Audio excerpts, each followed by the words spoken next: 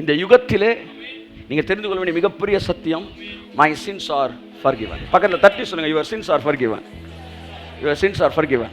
ஆச்சா ஆச்சா ஆச்சா ஆச்சா.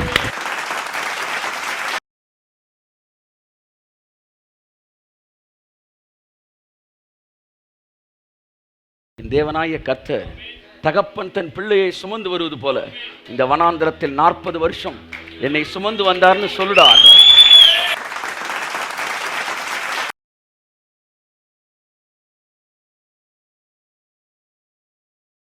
என் எஜமானன் நல்லவர்றா, என் எஜமானன் எல்லாவற்றையும் எனக்கு கொடுத்துருக்காரா, என்னை ஆசீர்வதிச்சிருக்காரான்னு வந்து நிக்க வேணா நீ கோட்டை மாட்டிட்டு.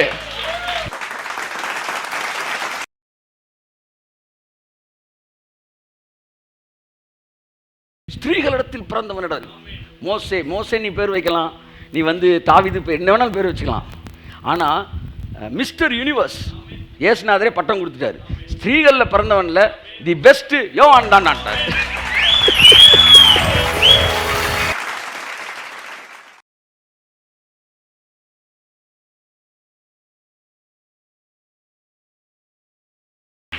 ஆமென். கர்த்தர் நல்லவர். அடைய போகிற ஆவியை குறித்து அவர் பேசினாரா? சீக்கிரம் வாசிப்போம். இயேசு இன்னும் மகிமைப்படாதிருந்தபடியினால் பரிசுத்த ஆவி இன்னும் அருளப்படவில்லை. அவர் இன்னும் மகிமைப்படாதிருந்ததினால் பரிசுத்த ஆவி இன்னும். அப்ப மகிமைப்படுவது என்றால் என்ன? சிலுவையிலே தன்னுடைய ஜீவனை கொடுப்பதைத்தான் மகிமை என்று இங்கு பேசுகிறார். இயேசு சிலுவையில் அறையப்படாதிருந்தபடியினால் இன்னொரு இடத்துல சொல்றாரு, ஆண்டவரே நீர் அனுப்பினவரை மகிமைப்படுத்தினப்ப இதோ மகிமைப்படுத்துவேன், இன்னும் மகிமைப்படுத்துவேன். இன்னொரு இடத்துல இருக்கிற நான் மகிமைப்பட போகிறேன். அடுத்த வசனத்தில் சொல்றாரு, சிலுவையில் அடைய போகிற மரணத்தை குறித்து அவர் சொன்னார். அப்ப மகிமைனா என்ன சொல்லுங்க? தியாகம். சொல்லுங்க, மகிமைனா என்ன சொல்லுங்க? மகிமைனா என்ன? மரணம். அது சொல்லணும். மகிமைனா என்ன? பாடு. எல்லாம் சொல்லுங்க. இப்ப நான் பாடுபட்டேன் அப்படின்றார் ஒருத்தர். அப்ப இவர் மெதுவா என்ன செய்யறாரு? தேவனுடைய மகிமையை திருடுறாரு. பாடுகளை பேசுகிற ஊழியர்கள் எல்லாம் மகிமையை திருடுகிறார்கள். க்ளோரி ஸ்டீலர்ஸ், தீப்ஸா, மகிமை திருடைங்க இவங்க பேரு. நான் பாருங்கள் அவருக்காக எல்லாம் இருந்தும் கந்தலை உடுத்தும் கபட வேஷதாரிகள். எல்லாம் இருந்தும் எல்லாம் சொல்லுங்க. கந்தலை உடுத்தும் சொல்ல மாட்டேன்றீங்களே. கபட வேஷதாரிகள். ஏங்க இவ்வளவு ஸ்ட்ராங்கான வேர்டை நீங்கள் யூஸ் பண்ணணுமா? கபட வேஷதாரிகள் இப்படி வார்த்தைலாம் யூஸ் பண்ணணுமா? நானே படிக்கிறப்ப ஏன்டா இவ்வளவு ஸ்ட்ராங்கான வேர்டை யூஸ் பண்ணியிருக்கிறேன் அப்படின்னு யோசித்தேன். ஆனால் அடுத்த வரியை படிக்கும்போது தான் இன்னும் ஸ்ட்ராங்காக பேசியிருக்கலாமே அப்படின்னு தோணுது. எல்லாம் இருந்தும் கர்த்தர் அவனை நல்லா ஆசீர்வதிச்சிருக்காரு, நல்லா அவனை திருப்தி ஆக்கியிருக்காரு. வீட்டில் பிள்ளை பேரம்பேத்தி குடும்பத்துக்குலாம் நல்லா சொத்து சேர்த்து வச்சுருக்குறாங்க சார், கோடி கணக்கில். நாங்களாம் இல்லைன்னு சொல்ல மாட்டோம். நாங்கள் ப்ராஸ்பெரிட்டி பேசுகிறோம். நாங்கள் வெளியிலே கோட்டை மாட்டிட்டு வரோம். ஆனால் நான் உன்னை பார்த்து என்ன கேட்குறேன்னா, இவ்வளோ கோடிக்கணக்கான சொத்து சகலமும் இருந்தும் கந்தலை உடுத்தும் கபட வேஷதாரிகள் தாங்கள் நல்ல பேரை வாங்க தங்கள் எஜமானனுக்கு கெட்ட பேரை வாங்கி தரும் சுயநலவாதிகள். பார்த்தீங்களா? கையை தட்டுங்க சார். ஒருத்தர் தான் புரிஞ்சிருக்குன்னு நினைக்கிறேன். புரியுதா உங்களுக்கு? அப்போ பார்க்குறவன் என்ன சொல்கிறான்? சே பெரிய ஊழியக்காரியா, அவர் இந்த ஒரு கலரில் தான் என் ட்ரெஸ்ஸு போடுவார், என்ன தியாகியா சொல்லிட்டு அங்கிட்டு போய் சொல்லுவாங்க, நம்மளும் ஊழியக்காரனா நம்மளே இப்படித்தான் போட்டு பார்ப்பார் போல், அதனால் என் பிள்ளை நல்லா இருக்கணும்னு நினச்சி நான் ஊழியத்துக்கு அனுப்ப மாட்டேன். இப்போ யாருக்கு கெட்ட பேர் வருது? எஜமானனுக்கு. எஜமானன் ஒன்றுமே தரல போல் அவருக்கு, பாவம். ஆனால் வாட்ஸ் இஸ் நேம்? ஆபிரகாமுடைய வேலைக்காரன் எலியேசர் சொன்னால், என் தேவன் என் எஜமானனை ஆசீர்வதித்திருக்கிறார். எஜமானனை பற்றி நல்ல பேச்சு பேசுகிறார். முட்டாள்தனமான வார்த்தை. என் எஜமானன் நல்லவர்றா, என் எஜமானன் எல்லாவற்றையும் எனக்கு கொடுத்துருக்காரா, என்னை ஆசீர்வதிச்சிருக்காரான்னு வந்து நிற்க வேணா நீ கோட்டை மாட்டிட்டு. பாருங்க, அவர் மகிமைப்படுவது என்பது என்ன சொல்றாருன்னா, அவர் பாடு அனுபவிப்பது. எந்த மனுஷனெல்லாம் தான் பாடுகளை பேசுகிறானோ ஸ்டேஜில், அவன் தேவனுடைய மகிமையை திருடுகிறான். ஆகவே பாடுகளை பற்றி பேசுகிற இடத்திலே சற்று விலகி இருங்கள். பேசலாம் பாட பற்றி. என்னைக்கோ ஒரு நாள் ஒரு ஊழியர் கூட்டத்தில் அடுத்த கட்ட இளைஞர்களுக்கு நீங்கள் அறிவுரை சொல்வதற்கு நீங்கள் சொல்லலாம். பவுல் கூட தன்னுடைய பாடுகளை பற்றி பேசியிருக்கிறான் ஒரு இடத்துல. எல்லோரும் நான் அதிகமாய் பிரயாசப்பட்டேன், அதிகமாய் அடிபட்டேன். அது எப்ப தன்னுடைய அபிஷேகத்தை, தன்னுடைய அழைப்பை பற்றி குறைத்து மதிப்பிடும் போது அவன் அவைகளை பேசுகிறான்.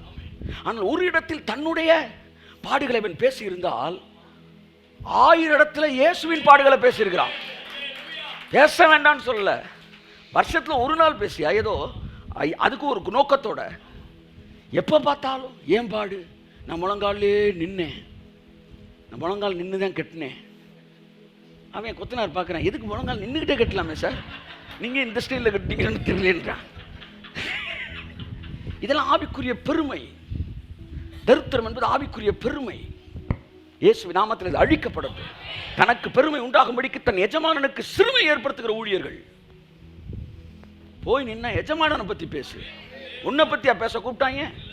மேலே மைக்கை பிடிச்சிக்கிட்டு உன்னை பற்றியா பேசிக்கிட்டு இருக்கிற?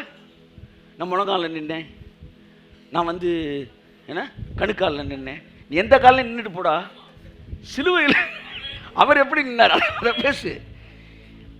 எலியேசர் போனப்ப சொன்னா, என் தேவன் என் எஜமானனை எப்படி ஆசீர்வச்சிருக்காரு, திரளாய் ஆசீர்வச்சிருக்கிறாரு. அவர் சீமானா இருக்கிறாரு. போறப்ப எஜமானனை பேசு, அப்பாவை பேசு, அவரோட ஒரே குமாரனா ஈசாக்க பேசு. கல்யாண மாப்பிள்ள அவரு. ஏண்டா நீ மணவாளனா? நீ மணவாளன் தோழன். நீ மணவாளன் தோழன் போய் பவுடரை போட்டுக்கிட்டு இருக்கிறான். அவன் முன்னாடி சில நேரத்தில் இந்த மணவாட்டியின் தோழிகள் இருக்காங்க பார்த்துங்க, பையன் கூட ஒழுக்கமாக இருப்பாங்க. அதுக்கு பண்ணுற ஆட்டிகள் கமிட்டி மாதிரி இது ஒரு சிமிட்டியாக பின்னாடி நின்றுட்டு இருக்கோம். நின்றுட்டு இதனுடைய ஒரே நோக்கமே பொண்ணை டம்மி ஆக்குறது. பின்னாடி நின்றுட்டு நீ எதுக்கு நிற்கிற? ஏதோ ஒரு படத்தை அப்படியே கொடைய சத்யராஜ் பிடிச்சிட்டே இருக்கான். கொஞ்ச நேரத்தில் அவன் பிடிச்சிட்டான். எது அமைதிப்பட, என்ன சார் கொடை எனக்கு? பேச்சுவாக்கில் கொடை இங்கிட்டு வந்துருது. அப்ப யாரெல்லாம் மணவாளனோட தன்னை ஃபோக்கஸ் பண்றாங்களோ அவங்களாம் டேஞ்சரஸ் குரூப். அதுல தாங்க யோவான் சமன் மிரட்டிட்டாங்க.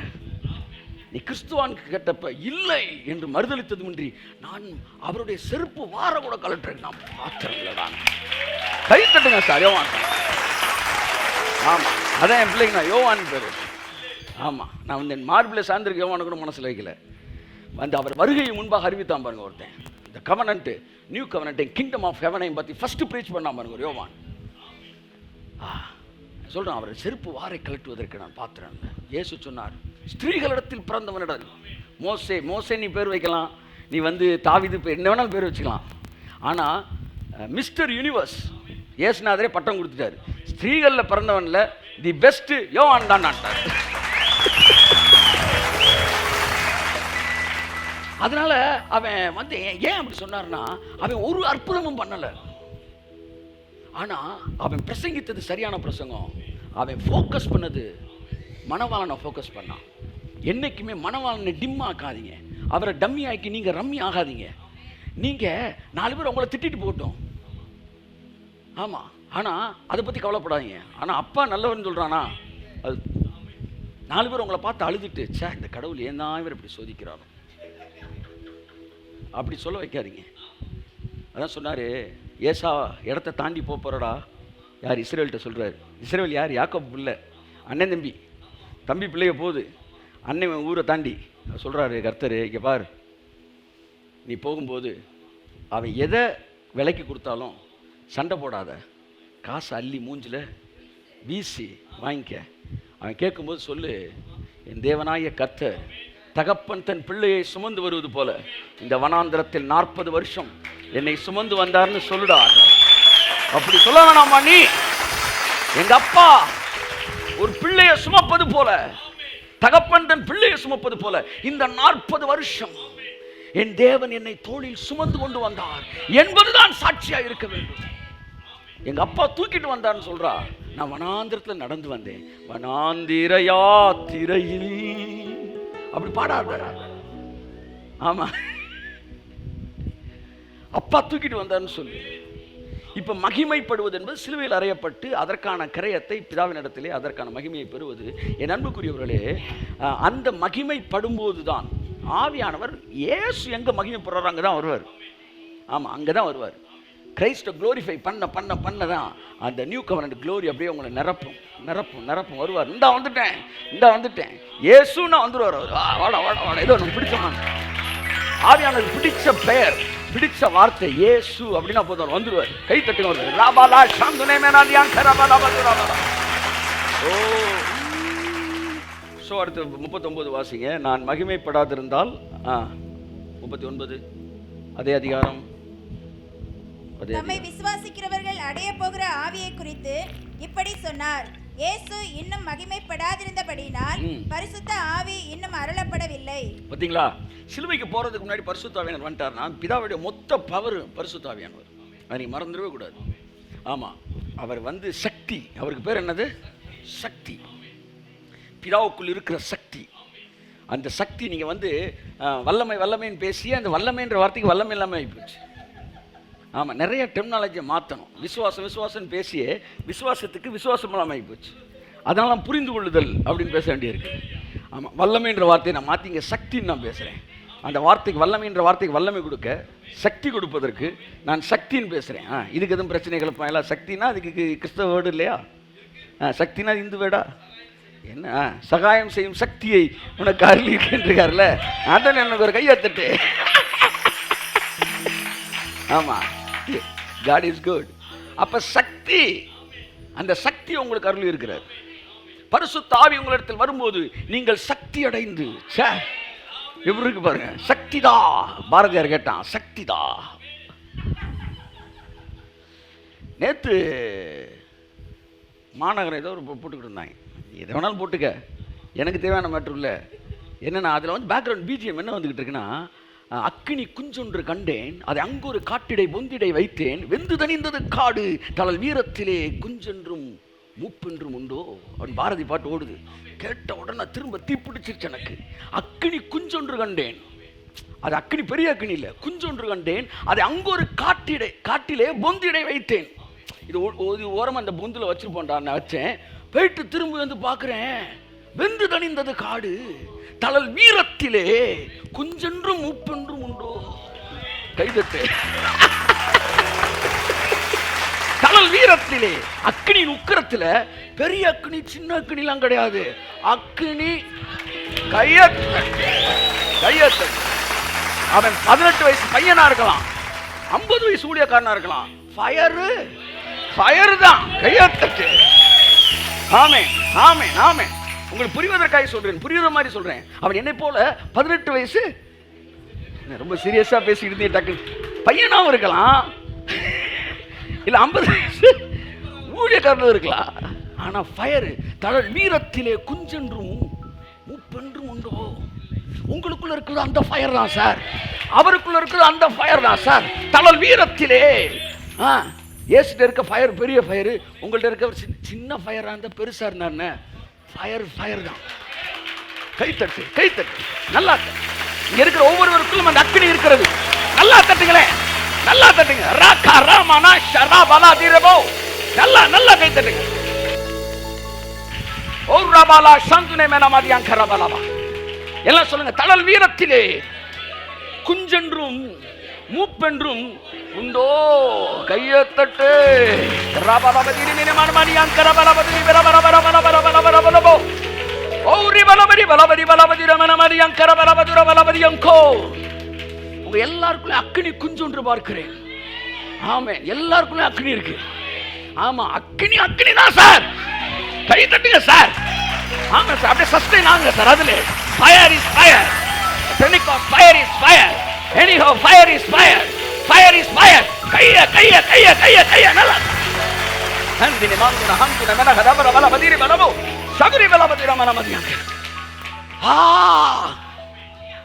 பிசாசு சொல்லுவாயே, அவர்கிட்ட இருந்த அனாயிட்டிங் லெவல் தளல் வீரத்திலே. பாருங்க சார்,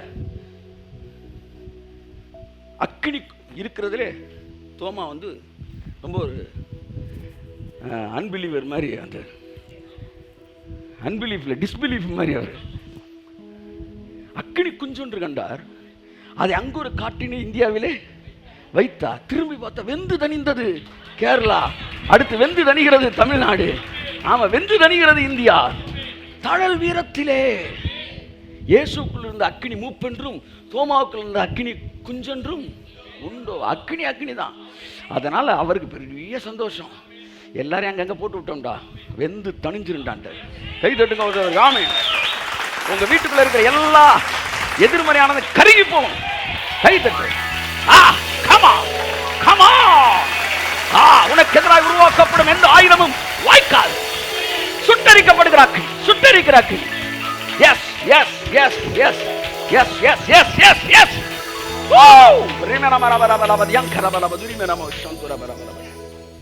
தழல் வீரத்திலே, ஏன் வீரம் இல்லையா, தழல் வீரம்.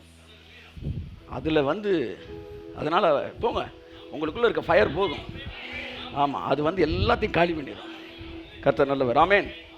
ஓகே. இயேசு மகிமைப்படாதிருந்ததினால் பரிசுத்த ஆவி இன்னும் அருளப்படவில்லை.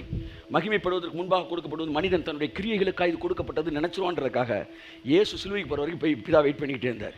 ஏன்னா பெரிய சக்தியை தரப்போகிறேன், இந்த சக்தி உனக்குள்ளே வரும்போது பெரிய காரியங்களை செய்ய போகிறான். ஆதியாம் முதல் அதிகாரத்தில் ஆதாமுக்குள்ளே என்ன பவர் இருந்துச்சோ அந்த பவர் அப்படியே உனக்குள்ளே வரப்போகுது. அவன் சொல்லும்போது சிருஷ்டிக்கப்பட்டது போல இவன் பேசும்போது சிருஷ்டிக்கப்பட போகிறது. ஆமென். ஆவியானவருடைய சக்தி ஆதியாம் முதல் அதிகாரத்தில் பிதா சொல்லும்போது என்ன நடந்ததோ, கைத்தட்டி கொடுத்தவருக்கு அதெல்லாம் நீங்கள் சொல்லும்போது நடக்க போகிறது. நீங்கள் சொல்லும்போது நடக்க போகிறது. ஏனென்றால் ஆவியானவர் உங்கள் மேல் அசைவாடி கொண்டிருக்கிறபடினாலே நீங்கள் பேசும்போது அது அங்கே சிருஷ்டிக்கப்படும். நீங்கள் பேசும்போது அது அங்கே சுட்டரிக்கப்படும். நீங்கள் பேசும்போது கதவுகள் திறக்கப்படும். ரே மே நீ காராபாலா சந்துனா மானதியங்கோ அல்பா குரிமினி மெனதியங் கரபலபதியங்கோ ரிகனமனமனமனியங் கரபலபதிரிமினமனமனியங்கோ. நீ பேச பேச ஆவியானவர் கிரியை செஞ்சுட்டே இருப்பார். பேசுங்களேன், இப்பயே பேசுங்களேன், இப்பயே பேசுங்களேன். எனக்கான கதவுகள் திறக்கப்படுவதாக. 8 திக்கும் எனக்கு ஆசீர்வாதங்களை அடித்துக் கொண்டு வந்து என் காலையில் கொட்டப்படுவதாக. ஆமென். எனக்காய் செய்து முடிக்கப்பட வேண்டிய வேலைகளுக்கான கதவுகள் திறக்கப்படட்டும். எனக்காய் உதவி செய்ய நபர்கள் வருவார்களாக. பேசுங்க, பேச பேச வேலை நடக்குது, வேலை நடக்குது. என் சபைக்குள்ள இருக்கிற வியாதிகள் மறைவதாக. சபைக்குள்ள இருக்கிற வியாதிகள் இப்பொழுது சுட்டரிக்கப்படுவதாக. அத்தனை பேருக்குள்ள சுகத்தை நான் பேசுகிறேன். ஆவியானவர் வேலை செய்கிறார், ஆவியானவர் வேலை செய்கிறார். அப்ப இது எல்லாமே எந்த பிரைஸ்ல ஆவியானவர் வேலை செய்கிறாரா? எந்த கிரயத்தின் அடிப்படையில் வேலை செய்கிறார்? இயேசு கொடுத்த கிரயத்தின் அடிப்படை. அதனால தான் மகிமைப்படுற வரைக்கும் பிதா வெயிட் பண்ணிக்கிட்டே இருந்தார். ஆவியானவர் என் பிள்ளை கிரயத்தை கொடுக்கட்டும், உள்ள இறக்கொண்டான். கிரயத்தை கொடுத்துட்டார். ஆவியானவர் இறங்கினார். இறங்கி அவர் வந்த இடத்தை அசைச்சிட்டார். அதெல்லாம் சாம்பிள். ஆமாம், கொஞ்சோண்டு ஊறுகாய் நாக்கில் நக்கு இப்படி தான் பாட்டில் ஃபுல்லாக இருக்க போகுது அப்படின்ற மாதிரி. அந்த எங்கே இறங்கினாரோ அந்த இடம் பூகம்பம் வந்த மாதிரி அசைஞ்சிச்சான். இந்த உலகத்தை ஒரு விஷயம் அசைக்க போகிறேன் என்பதை அவர் அங்கே காட்டினார். ஆமென் சொல்லுவோம். விசுவாசிக்கிறவர்கள் நடக்கும் அடையாளங்கள் அவனை பாருங்க. Faith on the cross. நவமான பாஷைகளை பேசுவார்கள். இயேசு முடித்ததை நீ விசுவாசிக்கும் போது, உன் பாவங்கள் மன்னிக்கப்பட்டிருக்கிறது என்ற உண்மையை நீ விசுவாசிக்கும் போது, உன் சாபங்கள் முறிக்கப்பட்டிருக்கிற உண்மையை விசுவாசிக்கும் போது, பின்பாய் அமர்ந்திருக்கிறவர்கள் நான் சொல்லுகிறேன், உங்களுடைய குடும்பங்களில் இருக்கிற சாபங்கள் பாவங்கள் எல்லாவற்றையும் இயேசு சிலுவையிலே சுமந்து தீர்த்தார் என்று நீங்கள் விசுவாசிக்கும் போது நவமான பாஷைகளை நீங்கள் பேச ஆரம்பிக்கிறீர்கள். இது விசுவாசிக்கிறவர்கள் நடக்கும் அடையாளங்கள். ஹே ரிமேனே சுக்ராலா தனஹான் தனநாதியான் ஹே ஹால்பா குருதி ரிமேனமானியான் கரபலபதுரபலபது. அவிசுவாசம் நம்மை ஊமையாக்குகிறது, விசுவாசம் நம்மை பேச வைக்கிறது. ஒரு ஊழியக்காரர் சொன்னார், நீ அவிசுவாசம் இருக்கிறபடினா ஊமையா இருக்கிறாய். யாரு? சகரியா, யோவான் அப்பா. அவன் அவிசுவாசம் இருந்தாலும் ஊமையாயிட்டான். அப்பதுக்கு ஆப்போசிட் என்ன? விசுவாசியா இருந்தா அந்நிய பாஷை வரும். அந்நிய பாஷை பேசுறதுக்கு நீ விசுவாசிக்கணும். இயேசு முடிச்சாரு. அவரால் நீதிமானா இருக்கிறேன். ஆமென். Your sins are forgiven. ஆமென். இந்த நூற்றாண்டிலே, இந்த யுகத்திலே நீங்கள் தெரிந்து கொள்ள வேண்டிய மிகப்பெரிய சத்தியம், மை சின்ஸ் ஆர் ஃபர்கிவன். பக்கத்தில் தட்டி சொல்லுங்க, your sins are forgiven. Your sins are forgiven. ஆச்சா ஆச்சா ஆச்சா ஆச்சா சொல்லும் போதே ஆவியானவர் நம்ம நிரப்புவார். ஓ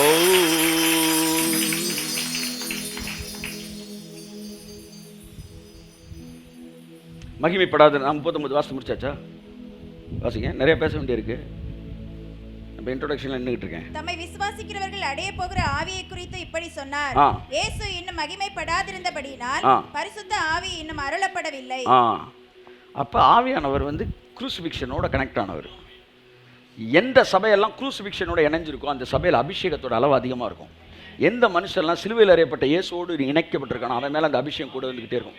எந்த நிமிஷத்தில் நீங்கள் சொல்லிக்கிட்டே இருக்கணும், என் பாவங்கள் மன்னிக்கப்பட்டிருக்கிறது, என்னுடைய சாபங்கள் முறிக்கப்பட்டிருக்கிறது. ஆக பாவத்தின் விளைவுகள் என்னுடைய வாழ்க்கையில நான் பார்க்க வேண்டிய அவசியம் இல்லை. லோனே வாங்காமல் டியூ கட்டுவீங்களா? அப்படி கட்டுற நல்லவங்க யாராச்சும் இருந்தால் சொல்லுங்கள், கை தூக்குங்க. லோன் வாங்காமல் டியூ கட்டுறாள், லோனே வாங்கல உங்கள்கிட்ட வந்து டியூ கேட்குறாங்க, தெரியுங்களா? கூப்பிட்டு உள்ள உட்கார வச்சு டீ கொடுத்து அனுப்பி சொல்லுவீங்களா, இல்லாட்டி வாசல்லே வச்சு வெளியே அனுப்புவீங்களா? சார் நீங்கள் லோனுக்கு டியூ கட்டல சார், 20,000 ரூபான்னு கேட்குறாரு அவர். நீங்கள் என்ன சொல்கிறீங்க சொல்லுங்கள்?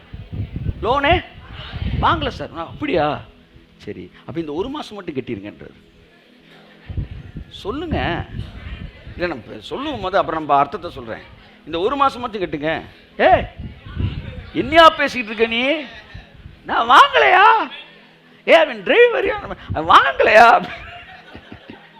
நான் வாங்கலையா சார்? 1 மாதம் வச்சு கட்டுங்க சார். சார் பாதி டியூ வச்சு கட்டுங்க சார் அப்படின்றான். என்ன சொல்லி நான் பேசுகிறேன் புரியுதா புரியலையா? நான் வாங்கலையா? நான் வாங்கலையா சொல்லுவீங்களா இல்லையா? சரி 1 மாதம் தானே கட்டிக்கோன்னு நினைப்பீங்களா? இல்லை. அப்போ பிசாசு மட்டும் உங்கள்கிட்ட வியாதி கொடுத்துட்டு நாளை காலையில் போயிடுறேன், நாளைக்கு சோமாயிருவில்ல, சரியா அமைதியாக இருக்கிறீங்க. என் பாவத்தை மன்னிச்சிட்டாரா, என் வாழ்க்கையில் பாவமே இல்லைடா, பாவமோ சாபமோ எனக்கு இல்லடா, நீ எப்படி சரீரத்தை வரப்போச்சு? எப்படி சரீரத்தை வரப்போச்சு? நீ எதுக்காக இருக்கணும்? ஒரு நாள் எதுக்குடா இருக்கணும்? ஒரு மணி நேரம் எதுக்குடா இருக்கணும்? பாவமே என்கிட்ட இல்லாத போது, சாபமே என்கிட்ட இல்லாத போது, அதற்கான கிரயம் கொடுத்து தீர்த்த போது எதற்காக நீ என்னுடைய சரீரத்தில் இருப்பதற்கு உனக்கு உரிமை கிடையாது. இப்பொழுதே I command you devil in the name of Jesus, இயேசுவின் நாமத்தில் எல்லைகளை விட்டு வெளியேறு. Come on.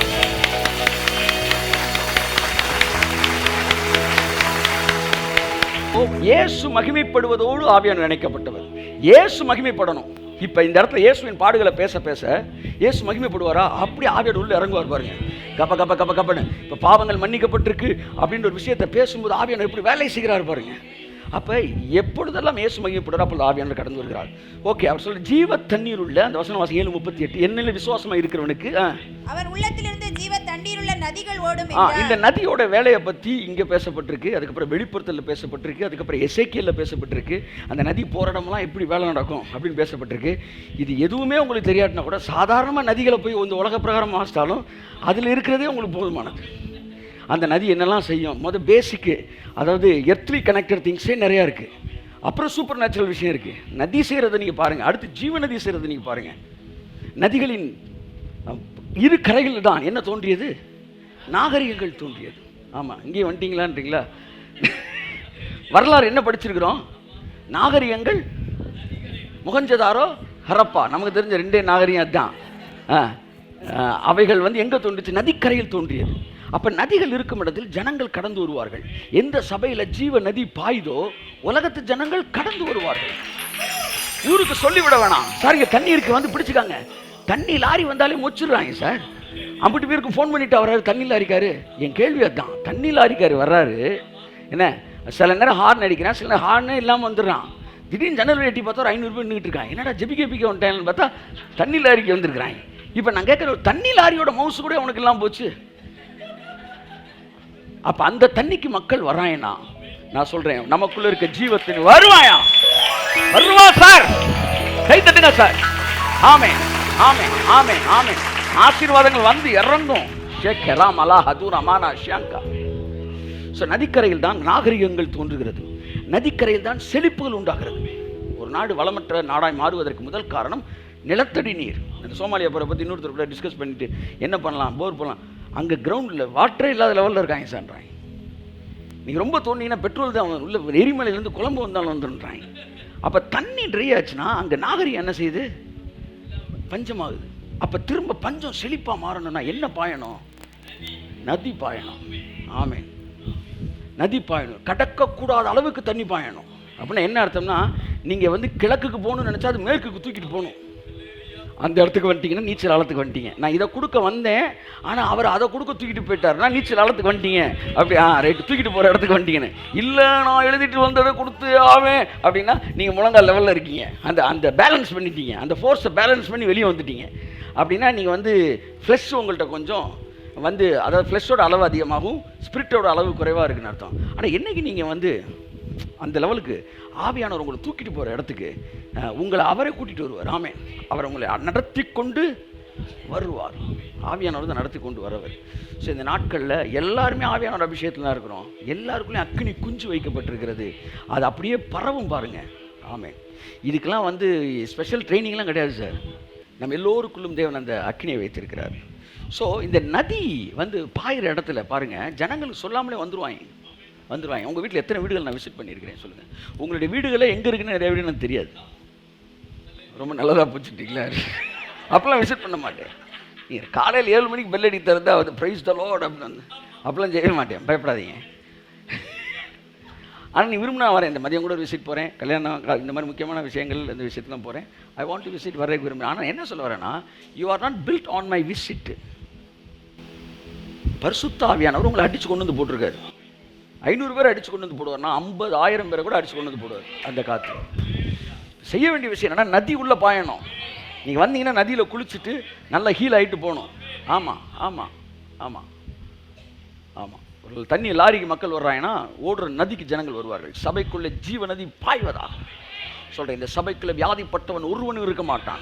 இந்த செய்திகளை கேட்கிறவன் ஒருவனும் வியாதிப்பட்டவன் இருக்க மாட்டான். அந்த நதி பாய்கிற இடமெல்லாம் ஆரோக்கியமாக இருக்கும். உங்கள் சரீர பலவீனங்கள், நான் சொல்ல ஆன்லைனில் பார்த்து கொண்டு உங்களுக்கு நான் சொல்கிறேன், உங்கள் சரீர பலவீனங்கள் இப்பொழுதே உங்கள் சரீரத்துக்கு மறைந்திருக்கிறது. கையத்தட்டு ராமே.